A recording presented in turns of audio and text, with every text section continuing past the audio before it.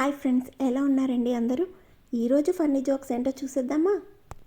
భర్త: పిల్లాడు అలా ఏడుస్తుంటే చూస్తూ ఉంటావేంటి? ఏదైనా జోలపాట పాడి బజ్జో పెట్టచ్చు కదా. చుట్టుపక్కల వాళ్ళకి ఎంత ఇబ్బందిగా ఉంటుంది చెప్పు. అది ప్రయత్నించానండి. చుట్టుపక్కల వాళ్ళంతా వచ్చి వాడి ఏడు పైన భరిస్తాం కానీ నన్ను పాడొద్దని గట్టిగా హెచ్చరించి వెళ్ళారండి.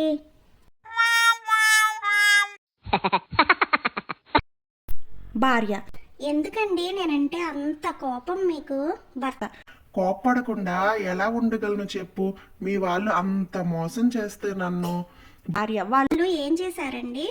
భర్త: పెళ్లి చూపులకు వచ్చినప్పుడు అబ్బాయికి ఏమిస్తారని మా వాళ్ళు అడిగితే 10 తరాలు కూర్చొని తిన్నా అరగనిది ఇస్తామంటే ఏమీ ఆలోచించకుండా పెళ్లి చేసుకున్నాను. తీరా నీకు పీట ఇచ్చి పంపారు. కోపం రాక ఏమొస్తుంది చెప్పు. భార్య: ఎందుకలా ఒంటరిగా కూర్చొని బాధపడుతున్నారు? భర్త: నువ్వేగా నాకు బ్రెయిన్ లేదు అని తిట్టావు. భార్య: మీకు బ్రెయిన్ లేదు అని ఎందుకు అంటానండి? ముండి ఉంటే బాగుండేది అన్నాను. భర్త: ఓ అలాగా, ఇంకా నువ్వు నన్ను తిట్టావేమోనని అర్థం చేసుకున్నాను. భార్య: ఏమండి, మన పక్కింటి వాళ్ళ అమ్మాయికి మ్యాథ్స్లో 100కి 99 మార్కులు వచ్చాయంటండి. భర్త: మిగిలిన 1 మార్కు ఎవరెత్తుకెళ్లారంట? భార్య: ఇంకెవరు, మీ పుత్రరత్నమే. భర్త: ఫంక్షన్ కి టైం అవుతుంది బంగారం, త్వరగా రెడీ అవ్వు. భార్య: నేను రానండి. భర్త: ఎందుకో ఇప్పుడు ఏమైంది? భార్య: నా దగ్గర కొత్త చీరలు లేవండి, అందుకే నేను రాలేనండి.